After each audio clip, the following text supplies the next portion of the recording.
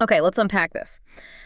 Imagine a country poised for, well, a really monumental transformation over the next couple of decades. We're Hmm. talking about, a nation of over 1 billion people undergoing these rapid, interconnected shifts that are set to reshape its economy, its technology, society, global influence, everything. Right. So today, our deep dive is focusing squarely on India's future.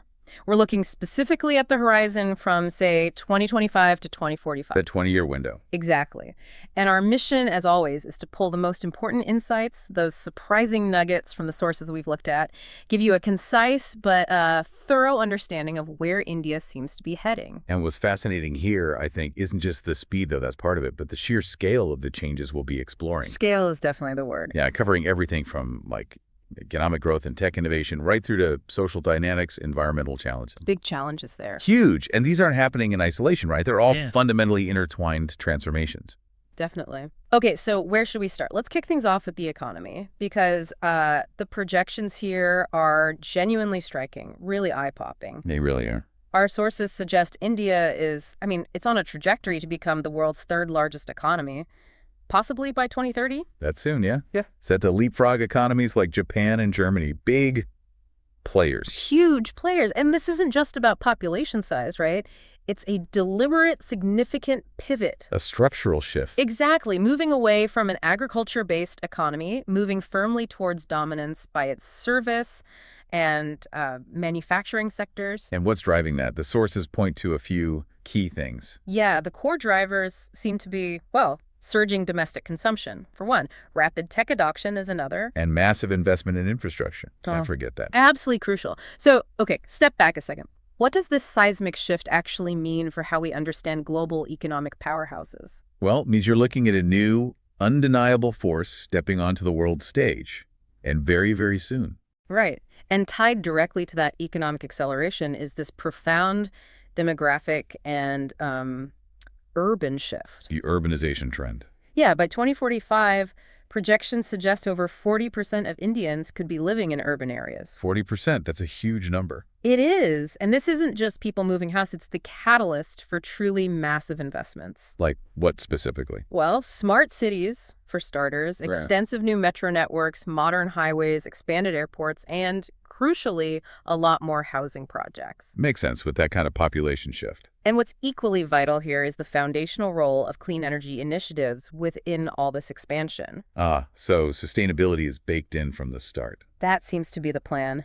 Think vast solar parks, a big nationwide push for electric mobility, electric vehicles, and green building designs becoming more standard. So if we connect this to the bigger picture, Yeah. like you said, it's not just about people moving to cities. No, it's more fundamental. It really feels like a reimagining, maybe even a large-scale construction of the physical and energy backbone for, well, an aspiring society. That's a good way to put it.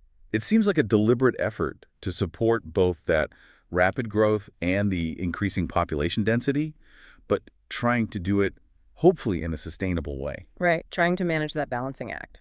Okay, moving on. Let's turn to a sector where India is, frankly, already making significant global waves: technology and innovation.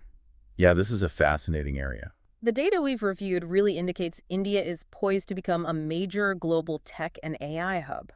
Emerging as a real competitor. Competing with established leaders, like the US and China. That's what the sources suggest. We're talking about a boom in areas like deep tech, robotics, the really impressive advancements from ISRO in space tech. ISRO's achievements have been quite remarkable lately. Absolutely. And even getting into the cutting edge of quantum computing. Quantum, wow. So really future-focused tech. Definitely. And this whole ecosystem, it's set to fuel explosive growth in India's digital economy, fintech. And potentially exporting some of those innovations. Well, think about the global spread of innovations, like its UPI-type payment systems. They're incredibly efficient. Yeah, the Unified Payments Interface. Very smooth. Right. So, many of you listening might already know how quick and easy UPI is. Imagine that kind of homegrown innovation impacting global financial systems more broadly. That's quite an ambitious projection, India becoming a global tech hub on that scale. Mm. Do the sources get specific about how they plan to compete directly with, say, the US and China, beyond just listing tech areas? That's a fair question. They really seem to emphasize indigenous innovation, building things locally, and also leveraging the sheer scale of their talent pool. The demographic advantage again. Exactly.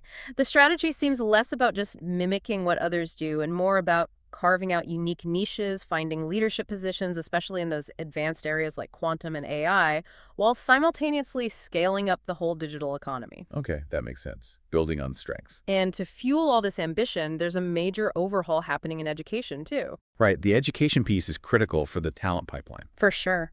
The National Education Policy, NEP 2020, is driving a pretty significant shift towards practical and digital education. Less rote learning, more skills. That's the idea. It includes a clear rise in online learning, widespread coding, and AML skills training, and trying to foster entrepreneurship from a much younger age. Interesting, starting early. Yeah, and a really critical focus here is trying to bridge those existing rural-urban education gaps, making sure people aren't left behind in this digital revolution. Which raises that important question, doesn't it? Hmm. How do you effectively skill such a massive youth population for these advanced tech shifts, especially with those rural-urban divides? It's a huge challenge. The NEP 2020 is clearly designed to be a big part of the answer, though, aiming to create a much more adaptable workforce, ready for future jobs, capable of fueling this whole tech ambition. And speaking of that population, India is set to maintain the largest youth population globally for quite some time. Though our sources do note that aging, will slowly begin later in this 20-year time frame we're looking at. But still predominantly young for a while. Oh, yeah. This youthful demographic, combined with a growing skilled workforce in IT, healthcare, manufacturing, it's expected they'll continue dominating the global outsourcing market. Makes sense, given the skills and cost structure. And on a social front, there's a strong expectation that women's participation in the workforce will significantly increase. Which is a key indicator, right? Social evolution, economic progress. Absolutely. What's particularly striking here, I think, is just the sheer potential of this youthful workforce. It's capable of fueling not just India's own growth, but also contributing significantly to global industries, driving economic shifts on a truly international scale. It's a massive potential engine. Now let's touch on healthcare. What are the sources saying there? Well, they predict substantial improvement in healthcare infrastructure overall. How so? What's behind that?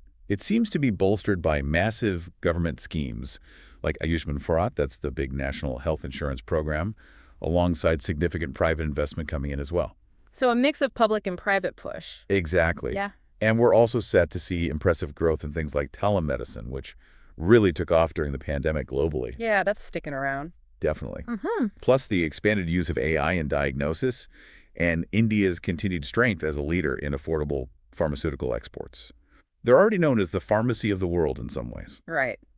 But what about the challenges? Access issues. Yeah, while there will be a strong focus on preventive care and public health, it's noted that rural areas might still face challenges in sort of equitable access. The rural-urban gap again. It's a recurring theme, though efforts are apparently underway to close that gap. Okay, important. Keep an eye on that. Let's shift focus a bit now, pivot to India's evolving role on the world stage, and also the powerful internal dynamics shaping its society. Geopolitics in the home front. Exactly. On the defense front, sources say India is set to modernize its military pretty significantly. We're talking advanced AI capabilities, sophisticated cyber defenses. And indigenous weapons development. Yes, a strong emphasis on developing weapons domestically. Diplomatically, we'll likely see stronger alliances. Think U.S., other key partners in the Q8 grouping. Japan, Australia. Right. And European countries, too. Right. All while, carefully managing its complex relations with China and Pakistan. That's always a delicate balance. A very delicate balance. And beyond the sort of hard power, India's soft power, think yoga, Bollywood, its rich cultural heritage, skilled diplomacy, that's also projected to grow significantly in influence. And if we connect that to the bigger picture, it seems natural, doesn't it? India's growing economic and technological prowess translates into a more assertive, a more influential role in global geopolitics. It follows logically. But it's definitely a delicate balancing act, forging those strategic partnerships while navigating some incredibly complex regional dynamics. For sure. Now, beyond its rising global influence, our sources reveal equally fascinating shifts happening within India's own borders. Let's dig into the major social changes happening internally. Okay. inside India now. There's apparently a strong push for even greater digital inclusion, really working to extend internet access into every corner, including those remote rural areas we mentioned. Connecting everyone. That's the goal. Our sources also highlight a discernible rise of nationalism and cultural pride. This seems to be coexisting with ongoing, quite vibrant public debates on topics like secularism, diversity, individual freedoms. So a complex internal dynamic there. Very complex. And crucially, the youth in particular are expected to lead new movements that might redefine politics, gender equality, maybe broader societal roles too. Young people driving change. This is where we really see that incredibly vibrant and sometimes contentious internal dialogue that defines modern India. It's not monolithic. Not at all. What about governance and politics? How is that evolving? Well, in terms of governance, we're looking at an accelerating trend towards more technology-driven governance. This is exemplified by initiatives like Digital India 2.0. Using tech to run the country more efficiently. Essentially, yes. There'll likely be greater integration of AI in public services, smart policing, using data-driven policies to try and improve efficiency and reach across the whole country. AI in government services. Interesting. Yeah.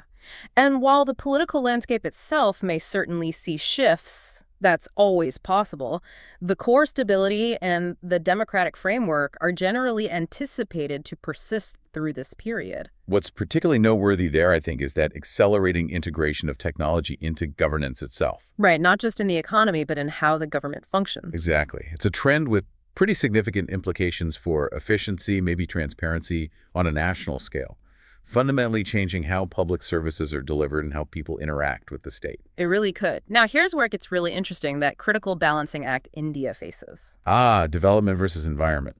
Exactly. It's rapid development versus its environmental responsibilities. Climate change challenges things like intensifying heat waves, more frequent floods, increasing water scarcity. They're projected to escalate. That's a global problem, but especially acute for India given its geography and population density. Yeah, absolutely. Yeah. So to combat this, India is pushing hard for green energy, major investments in solar, wind, even hydrogen power. The push for renewables. Yeah, and a clear aim to reduce its overall carbon footprint. Environmental regulations, public awareness, those will undoubtedly grow. But the tension remains. Oh, yeah. Finding the right balance between that necessary economic growth and long-term sustainability, that's going to remain a formidable challenge, a really tough balancing act. Which really raises that important question. How will a nation undergoing such immense growth, such rapid urbanization, navigate these really significant intensifying environmental pressures? Yeah, how do you ensure a truly sustainable path forward? Right, for its vast population, without hindering those developmental aspirations that are also driving so much change? It's a huge question. It really is. So, wrapping this up, what does this all mean for you listening in, the informed global citizen? What's the takeaway?